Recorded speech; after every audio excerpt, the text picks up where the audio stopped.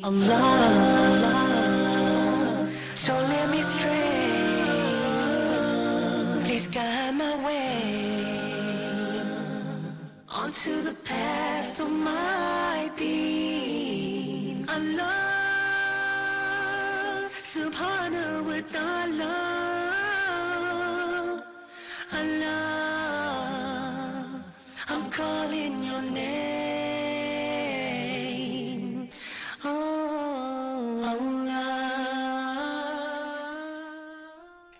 Assalamu alaikum wa rahmatullahi wa barakatuh. Welcome, dear viewers, to another live episode of Let's Talk. And I'm your host for the program, Junaid Dar.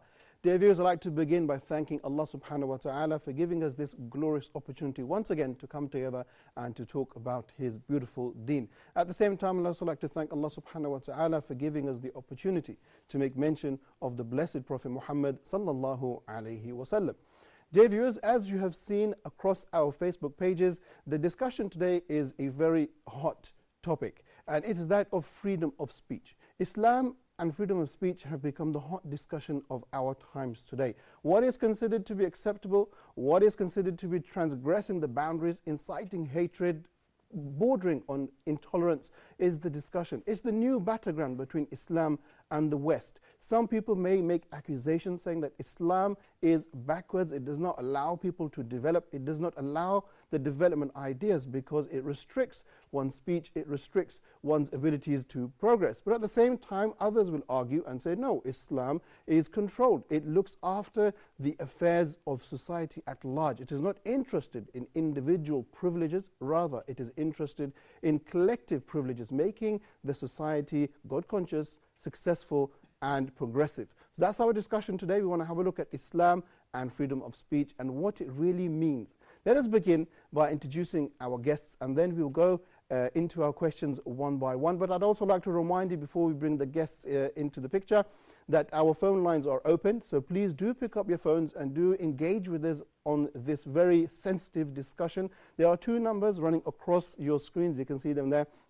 Call either of the two. If you're calling outside of Egypt, then don't forget to use the code, which is 002 inside the brackets there. So call us, give us your opinions. We've had some really fantastic discussions over the last few weeks as well. People have called in. At the same time, if you can't get to your phones, don't forget you can go to Facebook and you can go to either Let's Talk or the TV, and you'll see our post. Leave your comments under the image there, and I'll try my best to read those out live here in our program. Let's get the guests involved, and then let's begin our discussion. If I can start from the right-hand side, brother, if I can ask you to give us your name and give us some background information about yourself, and we'll go around the room like that. All right, let me say I am Muhammad Rifai. I'm a teacher of English. I'm Egyptian, and pleased to be with you today. Thank you. Go ahead. I'm Ismail Charawali from Sierra Leone. I'm here in Egypt and studying, doing my master's degree in Al-Azhar University, and I'm pleased to be here today with you. Okay, thank you very much, Brother Ismail. Let's move over to this side of the table. Go ahead, brother. My name is Idris. I'm from the United States. I'm here studying Arabic, memorizing Quran, and teaching English at the same time. Okay, so welcome. Go ahead, brother. Yeah, my name is Ahmad Ramadan. I'm from Egypt. I'm teaching English. I'm preparing a master in HR diploma as well. Okay, excellent. So the teacher's on this side of the room. Yes. Muhammad Rafai is Muhammad teacher. as well. Oh, Rafai is the teacher as well. Okay. Brother Ismail, we will help you out. Thank you. All right, so let's start with Brother Muhammad. We're talking about freedom of expression, freedom of thought. What does freedom mean to you? Freedom of speech, of course, you mean? Of course. Yes, freedom of speech, actually, it's kind of a base for everyone in life. Like, we take as a freedom of speech as a kind of a base for our lives, as a kind of to express ourselves, and at the same time, like, we have the boundaries, like some limits for ourselves. So you're free to say what you want, but at the same time, you don't hurt anybody. Okay. Yes. Okay, very nice. Brother Ismail, how would you define, or what would you say is your opinion on the matter of freedom? Well, the freedom of speech actually is one's right to express their own beliefs. Okay. The right to speak what they want to say. That does not offend other people. That does not go beyond the boundaries. That breaks the borders of between an individual and the other, or the society. Okay. Because every country has its own rules and regulations. what you find in the Middle East, where you find a lot of Muslims, you know, you can see something here that you cannot see in the West. Sure. You understand? And you cannot see something in the West or here that you can see in the West, for example, homosexuality. So, I mean, the freedom of speech here, people take it in general to include everything, even if it is good or bad. Right. But I believe that the freedom of speech means to see something that is good that does not go against other people. Right. Yeah. Okay, excellent, very nice. Brother Idris, on the way to the studio, you was telling me that people actually don't understand what freedom of speech actually means. Could you tell us what your opinion is on the matter? Yeah, for me, I think it's very similar to what they're saying. I would add just a little bit, you know, in the sense of that freedom of speech isn't absolute, as he said. You know, it's not something that you can, okay, it's free to do whatever and anything, say anything I want, anywhere, any place, anytime. It doesn't work that way anywhere in the world. Okay. Although they would like us to think that it works that way, but it doesn't work that way anywhere in the world. I don't care in the West or here. Everywhere has their boundaries and certain things that you can and cannot do, sure, whether you want to or not. And I don't want it to make people think that, you know, having freedom of speech means that I can't hurt your feelings. I'm free to hurt your feelings all I want. It's not on a personal level. It's sure. on a grander scale than that. I mean, it's not necessarily sensitive to where I have to walk on glass. I don't think anywhere is like that, but at the same time, it does have its boundaries. So. Sure, okay. And I'm sure we'll go into more details. Sure. Brother Ahmed, how would you define freedom of speech? Yeah, I'm totally agree with Idris' sense that you are free as long as you are not hurting anybody, and you are free as long as you are not causing troubles to the other persons.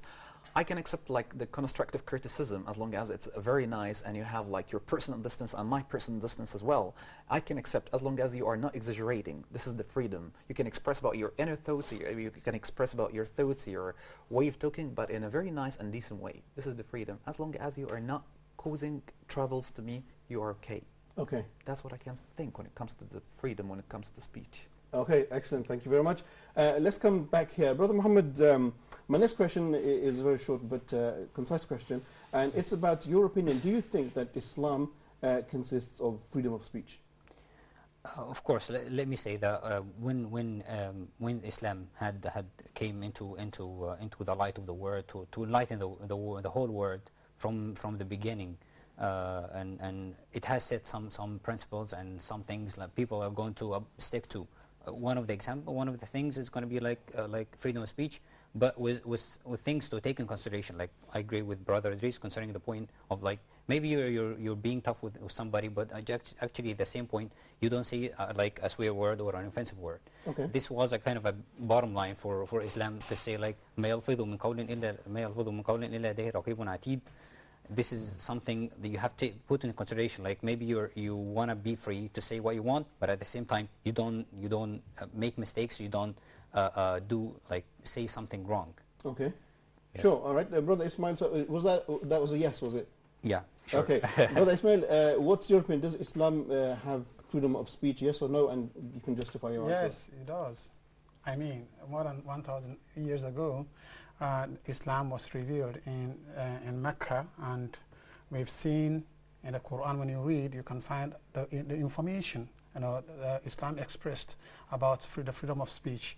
It came and it liberated even the slaves in Saudi Arabia, in the world.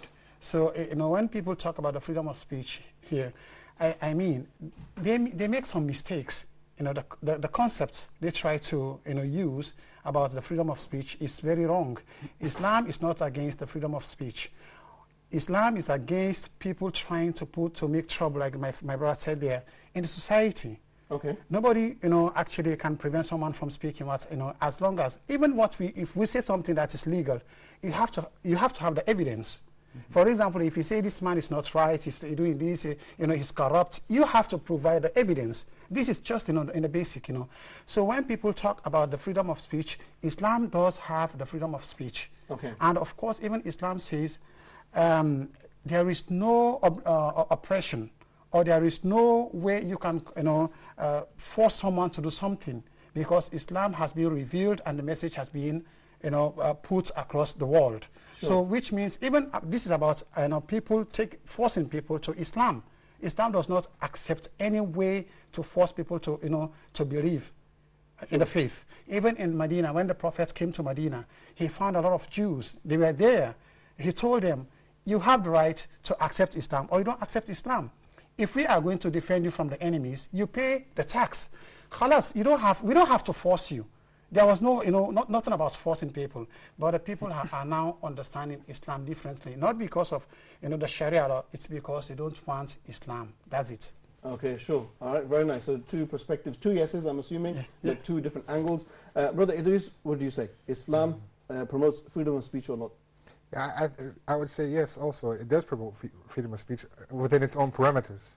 Okay. The world everywhere in every ideology has its own parameters. So your yes is not a total yes? Yes, it's a yes with parameters, as if you want to say, because there is no absolute freedom of speech anywhere in the world. It's not absolute. There's no country in the world that allows you to say and do every single thing you want. They're going to tell you, okay, there's the boundaries. You can't go to the States and go to a movie theater and scream fire. Okay. It's a joke. I'm free to do what I want. I can say what I want. It's a joke. It's funny to me, but you're going to go to jail. Okay. Okay, so everyone has their parameters. Maybe you don't like or understand some of the parameters that Islam might set, but everywhere has parameters. Even wherever you're, democracy, communism, everything has its parameters for freedom of speech. So Islam has its own, which of course, are based upon, the individual is not greater than the whole. So this parameter is the baseline for freedom of speech. And of course it branches out in different areas from there. So. Sure, great. Okay, Brother Ahmed, what's your take on this? Does it promote freedom of speech? Actually, yes. You have the freedom in Islam to speak about whatever you want, but with limits, as Idris said, because you have to have limits.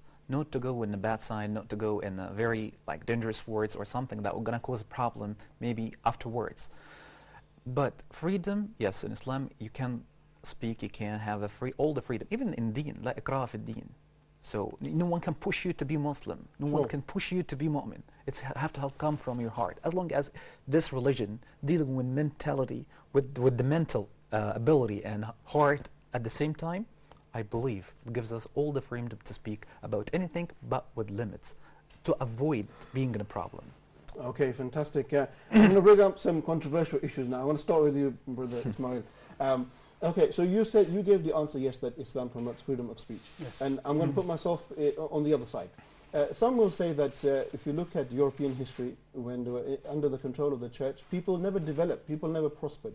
But in the years of the Enlightenment, when people actually came out and started to challenge the concept of God and challenge the concept of the Son of God, they actually started to progress. So is one's argument that Islam does not allow you to talk about things and therefore we are left behind or we are not progressing?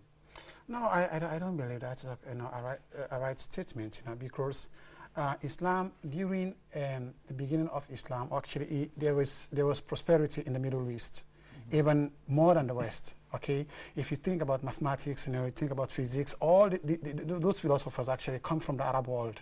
Maybe not only from the Arab world, but like from a place from Syria or Iran and Turkmenistan, all these areas. Okay, so which means Islam, even during the beginning of Islam, there was the freedom of speech. There was education. People were free. But when you mention about the church, like in Europe, actually there was something connected between the rulers and the church. And of course, the rulers themselves were not ruling. The system there was the church, like the Catholic, churches were ruling over the people. Okay, the Roman Empire came to the Middle East. We know what happened, what they did in the Middle East, until when Islam came, started to liberate the people. They themselves, when they came here, we know the history, of course, even the time of Jesus, that they are now saying that he was killed.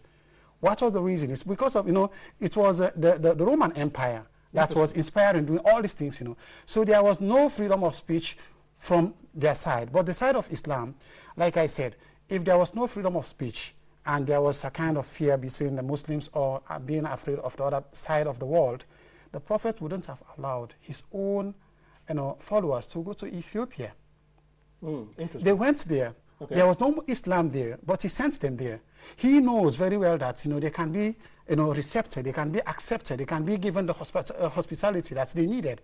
You understand? So the freedom of speech, it's something that people should understand, that the concept is being misused today. Right. Islam allows people to speak freely as long as you do not say something that is evil. in Islam, we do not allow people to insult Jesus Christ or David or Joseph. But this is accepted in the West. While they are not, like if someone speaks about the state in the US or in Britain, he's in trouble. Like Snowden, like WikiLeaks, all these guys, in fact, they didn't say something that is contrary to what the government is doing. It's the right thing. They just revealed the secret. This is actually what the people are doing. They have been spying your calls. They have been monitoring you. This is the only thing they said. And now they are in trouble in the Arab world, who is actually being jailed because of all these things. We have many journalists who write about things, but because even in Egypt, or for example in Saudi Arabia or in my country, if you write about Jesus Christ in that wrong way, they will ask you questions because you are trying to inflame fire between within the society. We have Christians, we have Muslims. So if you respect the other side, you have to respect also everybody. I mean, you don't have to write something that is actually against other people. So the freedom of speech has limitation, like my brother said. You cannot go beyond the boundaries. So there is mutual respect. Yes. Okay, excellent. Brother Ahmed, I'd like to come to you. Mentioned the beautiful verse inside of Surah Al-Baqarah, La ikraha fi din, that there's no compulsion in religion. But then many people will, at the same time, they will say that there is an issue today in the world of the apostasy law. If you want to leave Islam, then you will face the death penalty. So some will say, where is the freedom there? Actually, like, for example, when it comes to this part, as long as you are Muslim and you are a good Muslim and you are following the religion and following the Prophet Muhammad sallallahu alaihi wasallam, you can feel that no way to leave this religion, as long as we are dealing with mentality, as long as we are dealing with the facts. Like, for example, if you can read, for example, the word or the verse, like 14, no, I do not remember the verse, but it says that فَمَنْ أَعْرَضَ عَنْ ذِكْرِي فَإِنَّ لَهُ مَعِيشَةً ضَنْكًا.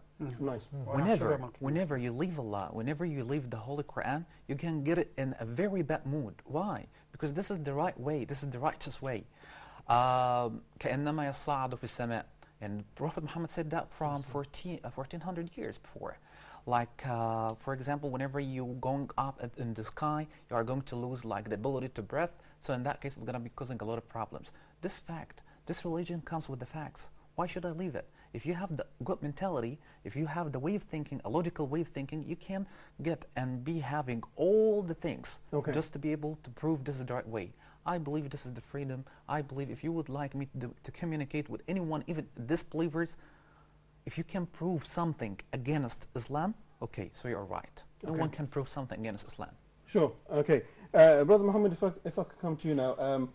In the West, they claim that they have total freedom of speech, so much so that, going into similar to what Ismail was saying, that they feel they have the right to insult God, to insult the prophets. What does Islam say about this? What's Islam's position when it comes to insulting God or insulting the prophets?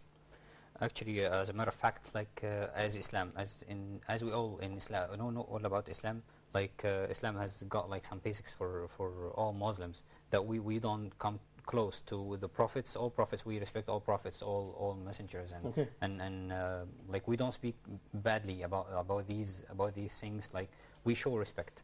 Like if we want, like if they want us to respect them, like why don't they respect us and our prophet as well? The point is, like, when those caricaturists, like somebody like draws a caricature about something about Prophet Muhammad sallallahu alaihi wasallam in an offensive way, like what do you expect from us? Like we welcome you, like come to our house and we're gonna like give you food and everything. No, of course not.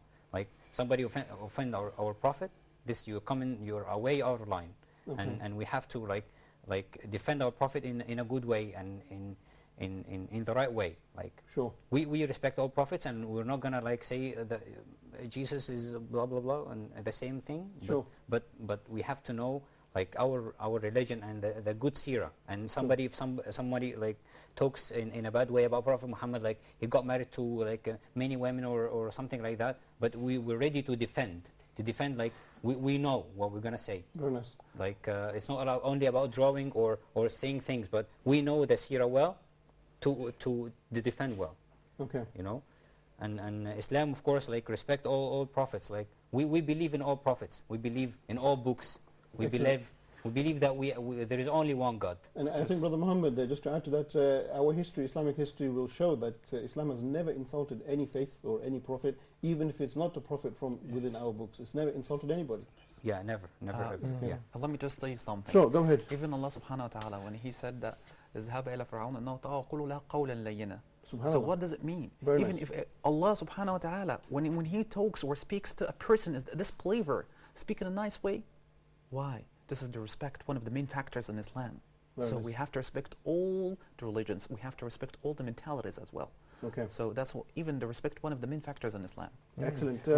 Just very fast, even another ayah, just to make it quick, I'll give you translation, is that it tells you don't insult their God because you'll force them to insult Allah. That is correct. So I mean, He's telling you don't force people to do something that, out of respite because you're poking them and defaming them, and don't do this type of thing. This is from our religion, so. SubhanAllah. Brother Idris, I want to follow that up with a question linking to what Brother Muhammad said about the Prophet ﷺ. Some Westerners or some people who may not have a faith, they have a difficulty in understanding why Muslims take it so personal when there's comments made against the Prophet ﷺ. Can you put that into perspective for us? I think this is probably because they don't understand the relationship between the Muslim and the love for the Prophet Muhammad ﷺ. It's different for them. They don't have that relationship the same way that a Muslim has it with Muhammad ﷺ. So it's like, imagine, the way I used to tell people in the West, imagine someone came and spit in your mom's face. You'd feel insulted. Or, came and, insulted your father. You'd feel insulted. Of course. That's how we feel about Muhammad ﷺ. He's closer to us than our own parents. Okay. So how will we feel if somebody comes and insult your parents? That's just the same way we feel. This is how close he is to us. They don't understand that. They have a different mentality because coming from that type of environment, they're not taught or brought up that way to think of Isa ﷺ this way.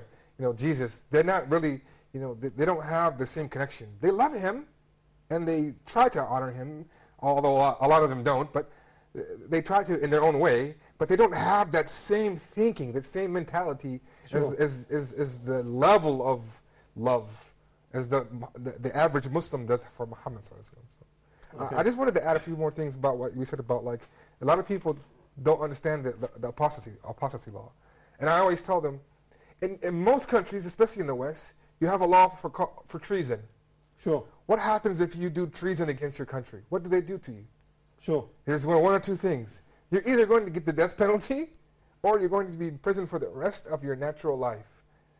That's the punishment for treason. For treason in most Western countries is you're going to be in prison for the rest of your life or death. Okay. So this same thing, Islam looks at people who leave the deen as treason. Okay. The same type of category. It's a treason. And of course, this isn't something that you and I enforce. This is another thing that people think, just because we have this law that is for everybody. We're bloodthirsty. We're just going to, Sharia, you left Islam. It doesn't work that way. Okay. This is something for the state to prove, and it isn't something easy to prove either. So it's a state law and it's connected with treason. So it's not haphazard or... Yeah, it's not a social public law. It's a state law. The same way you have treason in America and the UK has its treason laws. It's the same way. There's no difference. They just don't see it that way. They try to make a difference between them.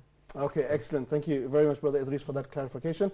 Inshallah ta'ala, we're going to take a short break, give you guys all a little bit of a rest, and then when we come back, we'll continue with part 2. So, dear viewers, we're having a fantastic discussion here talking about Islam and freedom of expression. So, feel free, dear viewers, after the break to pick up your phones and express yourselves freely. You can say whatever you feel, whatever's on your mind, express yourself. Inshallah ta'ala, you can also join us on Facebook, and I will read out your comments as well. Let's take a short break here, and then I will see you in just a few moments. How perfect my Allah is, and I praise Him. Subhanallah wa bihamdihi, Subhanallah. How perfect you are, Allah.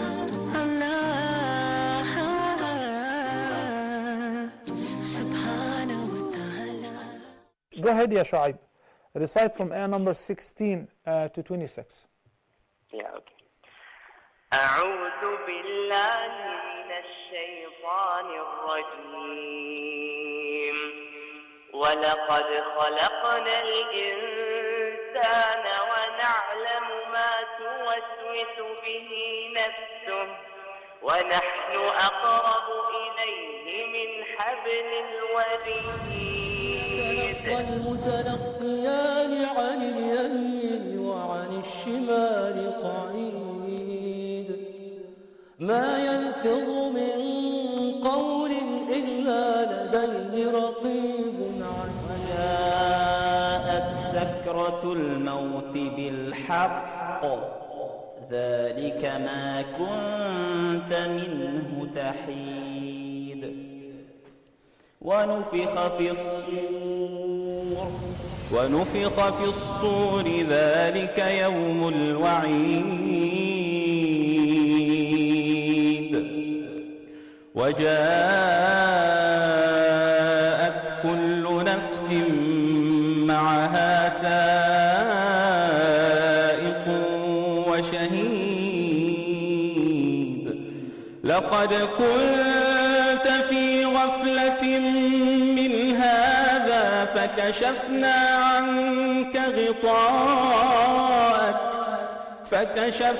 عنك غطاءك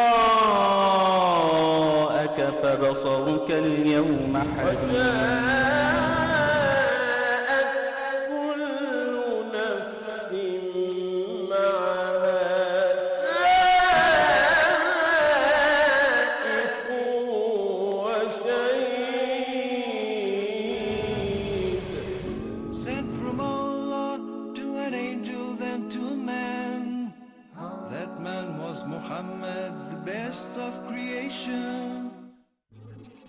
This is the Deen Show.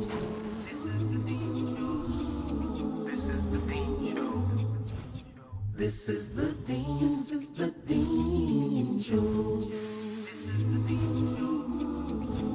the Deen Show.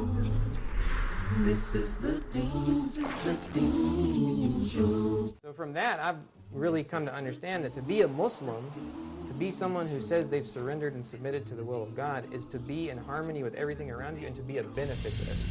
Allah subhanahu wa ta'ala, our Creator, He gave us a life plan.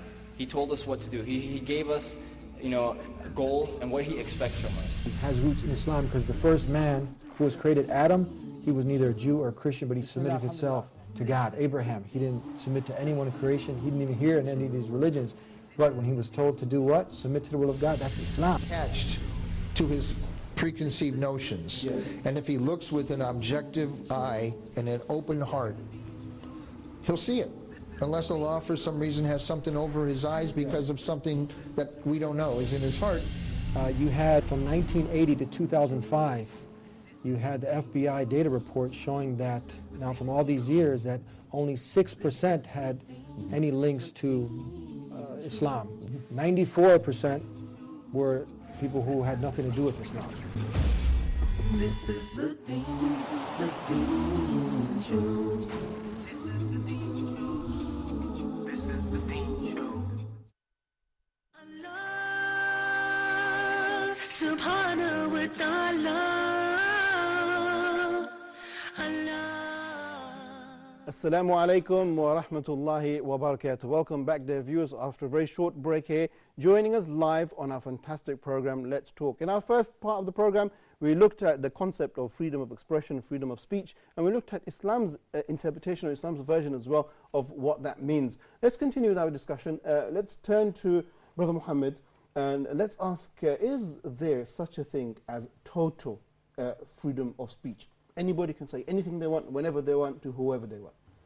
Yes, let's say, we are not going to talk about freedom of speech as a beginning, but just let's say, what about like freedom in all? Like, can anybody takes off his clothes and go naked in the street? Of course not. Like, there is a law like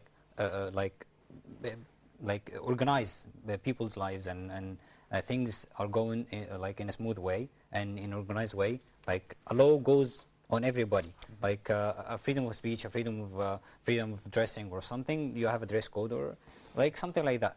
I mean, like freedom of speech, like in Islam, there is nothing like total freedom of speech. Like of course, like if you go to like Europe, I've just learned that like from my brothers. Like if you travel to Europe or USA, like you don't have like total freedom of speech.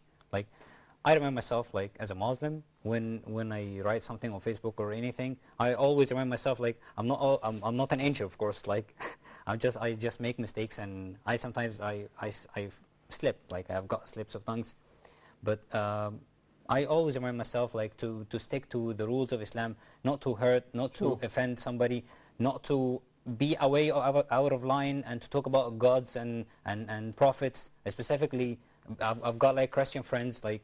We always talk. We have a good relationship. Sure. Maybe we have some debates, some arguments about like gods and things, but we never ever like insult ourselves like each other. Okay. We respect. There is a mutual respect. Sure. There is nothing called total freedom of speech, but there is something called respect with freedom of speech. Excellent. Okay. Okay. Thank you very much.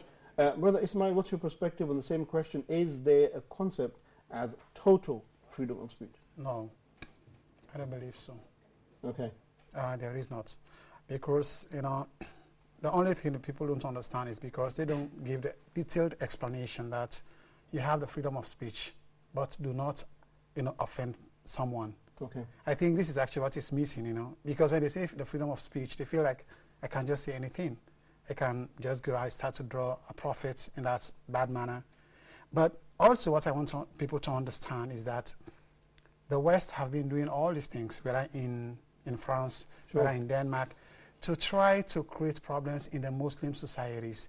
They know that when they do something that is actually, you know, offending to their own religion, they will react. And the reaction, all the media, what they keep saying, oh, look at the Muslims are doing this, they are burning churches, they are doing all these things, you know. This is what they are looking for. Sure. Because there is no, they don't benefit anything from seeing all these things that the prophets, you know, got married to 7 wives. I did history, Islamic history. I know very well that the prophet did not have any relationship, you know, intercourse relationship with all those women. Most of them, their husbands died. Okay. During wars, and the only way to protect them was to bring them in his own home, and he took care of them. That's actually what he did. But they don't understand. They keep saying at 9, they keep talking about Aisha. All these things is just to try to cause problems within the Muslim communities. So I want people to understand that there is no total freedom of speech. Sure. If you go to England, do not speak about the kingdom. Okay, if so you go to Japan, you can't speak about the Queen. You can't speak about the Queen. Be careful when you speak about the Queen in England. When you go to Japan, okay. You go to Thailand, the same thing. You go to Swaziland. All these things in Africa, you know, Soweto. All this. You know, when you go there, they have kingdoms. Be careful. Do not talk about anything. You know, even the newspapers, they don't speak about anything about the kingdoms. So, which means the freedom of speech there. Everybody knows that. The limitation is there because they can see that if you attempt to speak about, you know, England, the Queen, you will be arrested. Okay. Definitely. Okay. So why not Islam? Why should we allow people to offend on other people's religion? Because the reason here, people feel that, okay, if I say something bad to Prophet Muhammad alayhi salatu wasalam, you have the right to say something bad to Jesus. But Islam recognizes all the prophets that came before Muhammad sallallahu alaihi wasallam. So they are, and even it's revealed in the Quran that if you believe in the prophet, you have to believe on all those prophets. If you deny one of them, you are no longer a Muslim. So there is no way a Muslim can react in that way because you accuse or you say something bad to my own prophet. I should have to do the same thing. Okay. We can't do that. The only way people can react is by action. So, Brother Muhammad, I saw you wanted to interject. Did you want to say something? Yeah, Brother Idris, Brother Ismail, mashallah, like he mentioned a lot of countries. I feel like he's a globetrotter or something. Travel all over the world. Okay, but let's move over to this side. Brother Idris, so if we're looking at these sensitive issues of freedom of speech, I mean, you come from the States. And many people will say that the States is the land of the free. You can do and say whatever you like. Is that the case, or the limitations even in America? Yeah, this is a big fallacy. I think this is something that people dream and think of, you know, this is how it really is. But in reality, this isn't the case. We have limitations just like everything else. But the limitations follow the norms of that society. Maybe the limitations there are different than the limitations in other parts of the world, the Muslim world, because this is not part of their upbringing or their way of thinking, their way of dealing with things. Sure. So, like, for instance, just, you know, we have to understand that, you know, when you go somewhere, you should be knowledgeable of what's good, what's not. The one, I think he was Egyptian. The guy went to America. He was studying in a university, and he became riled up into this election thing. And he put on his, I think, Facebook or Twitter or one of the platforms that he was going to kill, Trump, Donald Trump, because he was sick of his, his hatred and racism and Islamophobia. And he said it out of anger. He didn't really mean it. He was just angry and upset because of the kickback that was happening to him in the country. So this somehow got forwarded to his professors, and then next thing you know, it escalated, to make a long story short, escalated to the FBI coming and getting involved. They arrested him. Okay. He didn't go and buy a weapon. He didn't go forward thinking, okay, how am I going to really kill this guy? He just said it out of anger. He said, I didn't really mean it. I just said it as an expression of showing my anger. Well, you can't express your anger in that way in the West. Just like, and people think that, they can say and do whatever they want. And this is so far from reality. Okay. And there are many, many, many, many more examples, but we don't have that much time, of course.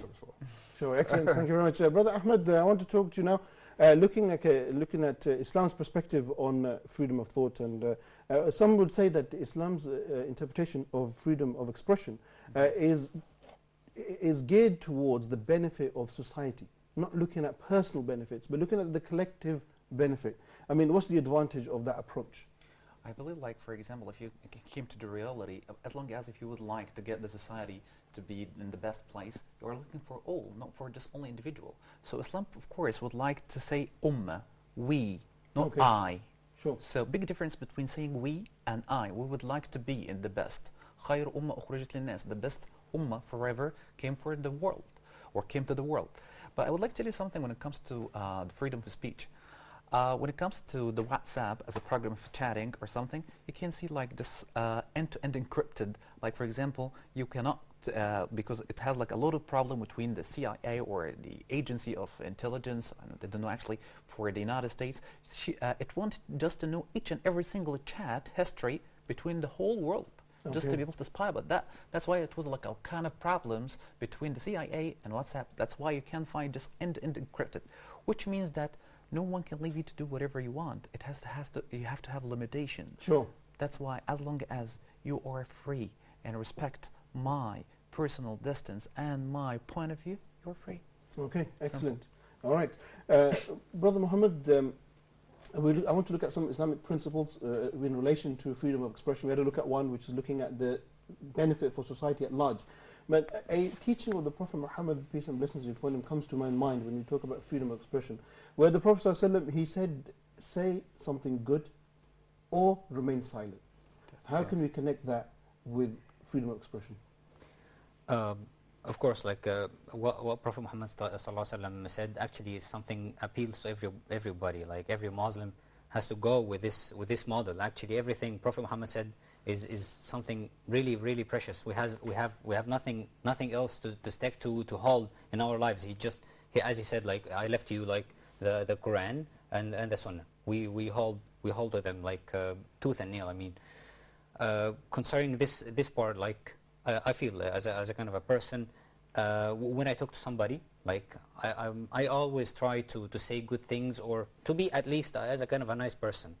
I try not to say swear words or not to offend him. Sure. At the same time, I put him on mind. Like Prophet Muhammad said, the worst person in the doomsday is a person that people avoid because of the things bad things he said about them, or to corner them and to make them feel angry, or make them hate the moment they're speaking to. So I mean, I try to respect myself and respect the other's point of view, and at the same time say good things, or not to talk about bad things at least. Okay. As Sayyidina Umar said, at least don't talk about the bad things to get rid of them. So I try to stick to the rules of Islam as much as I can. Of course, as I said, I'm not a perfect person, but I try to do it as much as I can. As a kind of I am man, I try to be a model for my students at least. I mean, as a teacher, and he knows what I'm talking about. That's where you have to be a role model or something like this. And I'd like to do something that's going to be very close to this matter. Rasulullah ﷺ said that, Prophet Muhammad said that, if you can guarantee your tongue, I can guarantee the Jannah, for example, the paradise. Why? Because this is going to be the thing that either to put you in hell or in paradise. SubhanAllah. That's the thing. Okay. So Brother Ismail, I want to come to you now and talk about some events that have taken place in the world and get your perspective on how you analyze or evaluate these situations. Let's take France as the prime example, because I think that's probably the one that stands out most. Where you see, for example, the French government banning Islamic symbols or attires, and now recently they've gone into this whole issue of the burkini or something similar to that, where they're banning Islamic symbols, but yet symbols of Christianity or Judaism are not being banned. Is that freedom of expression or is that prejudice? Well, of course no. Of course no. You know, in the West, especially in France and some of these other countries, I actually feel it so much when the France government comes up with an idea of trying to, you know, ban some of the Islamic activities in France, because it has the biggest number of African Muslims in Europe. Okay. And of course, you know, the relationship between France and Algeria. They went to Algeria, they took more than 100 years, you understand, when they occupied that country. And that brings about a relationship between them and the Algerians. Why you find a lot of Algerians in France. So they have a big number of Muslims that they are part of their society. They have been, even recently they had an African woman who was a minister. Okay. So what they should do, it's not about banning all this, saying that you shouldn't dress as a Muslim, a woman who actually tries to prevent herself from the society, like we know what happens in Europe. The best thing to do is to give them their freedom of, you know, their freedom of, you know, code of dress. They should allow them to dress the way they want to dress. The only thing they should maintain is the order of the public. You understand? The order of the public. You cannot, you know, defend one section of the public, and while they are exposing the other into some kind of criticism. You understand? Nobody can approve that you should talk about Hitler, or you should talk about the Jews who were killed in Germany. You know, if you speak about them, you say, even if you say that's not true. Of course, I follow a newspaper in France, okay, where in England, a lady who was an MP, she said that, look, what they've been published about the Second World War, about the killing of the Jews, was not correct. You know, the number of the dead Jews was not up to 6 million. She was lambasted, comments were coming from all over the world, and okay, she was trying to express herself, nothing than expressing herself, So the government, the French government, is doing something that is wrong, because even the recent attack that happened last year, where a Muslim from Mali, he sacrificed his whole life to save the people that were being murdered. Okay. He was not a Christian, he was a Muslim. And the Muslim community in France have been participating even in the military of France. You understand? Okay. So the idea of trying to ban Muslims of dressing this way, dressing that way, I think this is not the problem. The problem is actually they have to change the way the people think in France, because you cannot see someone, as you see them, they dress like a Muslim, you think he's a terrorist. Sure. This is not true. We have the big terrorists today who cannot even kill. They don't even want to kill hundreds. They want to kill thousands. We see that happening in Syria. We see that happened in Libya. So if you talk about only a single Muslim coming to the market because she dressed like a Muslim, and then you start to say that she's a terrorist, definitely the people are going to react. And especially when the government accepts that what the people are perceiving of this woman is true, sure, she's in trouble. Okay, thank you very much, Brother Ismail. Brother Idris, I want to now talk about something connected with what Brother Ismail was talking about, and that freedom of speech, especially in Europe, is linked with Islamophobia. You tend to find many of the countries now are, like we said, banning Islamic identities or Islamic symbols like the minaret or the dress or the hijab and so on and so forth. Is that really freedom of expression, or is that Islamophobia? I think it's clearly Islamophobia. It's a clear, if it was a freedom of expression, then they would have a clear pattern of what they're doing. But it's clear prejudice, it's clear, it's very clear. They're not even trying to hide it. So it's basically sort of what the Prophet told us about how all of the nations and all of these people will come against you one day. Okay. And it won't be logical. It's just going to be out of their hatred for Muslims. Why? Because of some people doing some things that are un-Islamic, but they're using this opportunity to use it as a tool or a means to go against the entire thing. And a lot of the laymen are just feeding into it because of lack of understanding or knowing what's reality. Sure. I mean, most people, they didn't even know about Islam sometimes, and this is what they learn about it through this way. Okay. So. All right, we have a few minutes left. Brother Ahmed, I want to ask you, how can Muslims engage in freedom of speech correctly so that they prosper and so that they develop themselves as a community, as a society?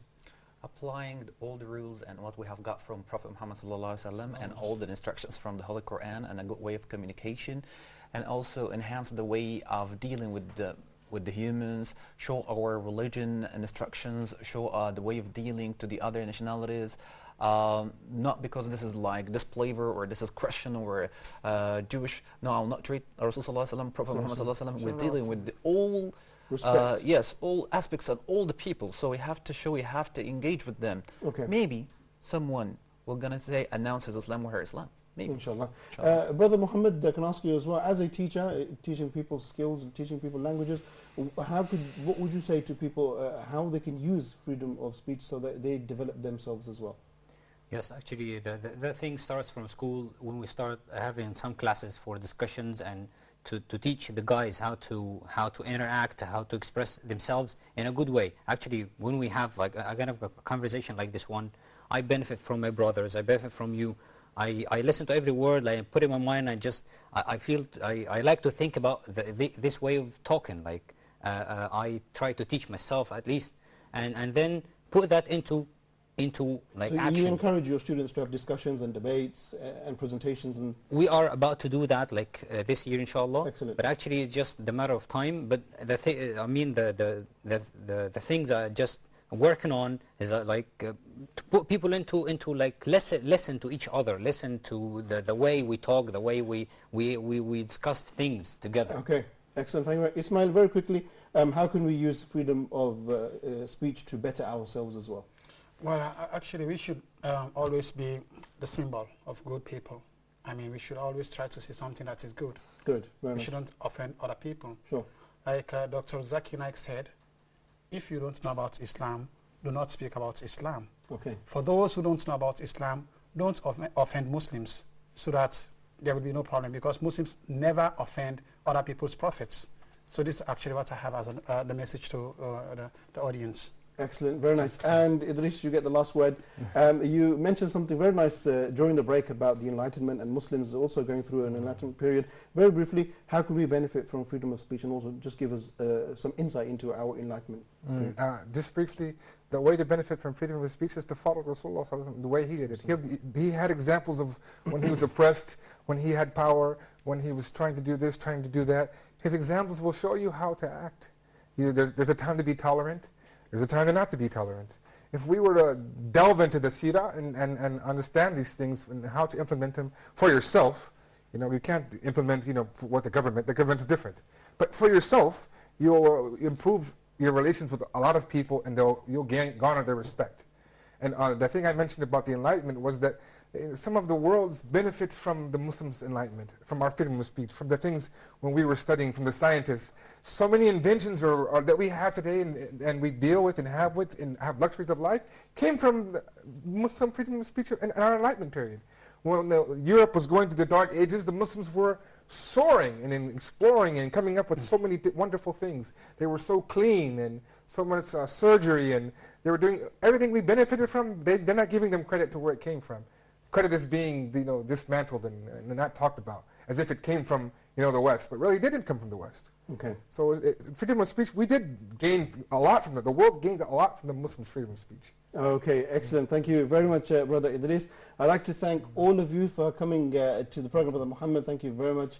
Brother Ismail, a pleasure as always for your time and for your efforts. Also, Brother Idris, thank you very much, and Brother Ahmed as well. I appreciate all of your efforts, and collectively like to say Assalamu alaikum to you all. Thank you very much.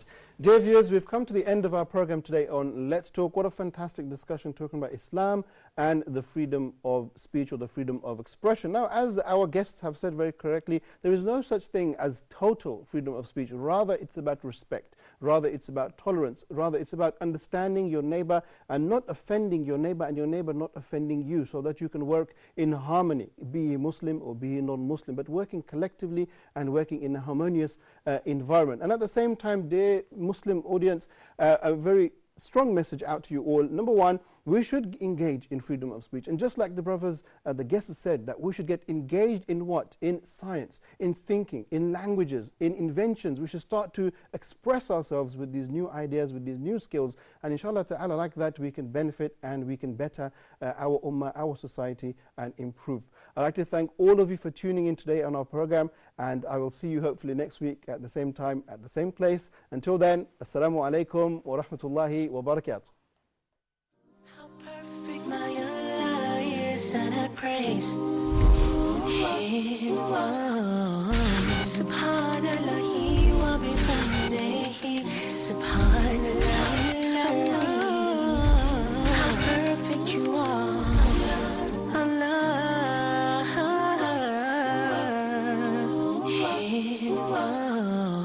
Subhanallah wa bihamdihi. Subhanallah. How perfect you are, Allah, Subhanahu wa ta'ala, Allah,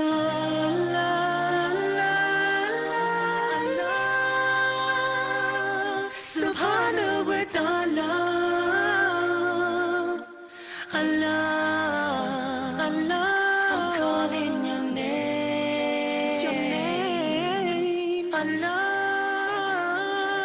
I call you, I need you, Allahu Akbar, Allah, your mercy is great.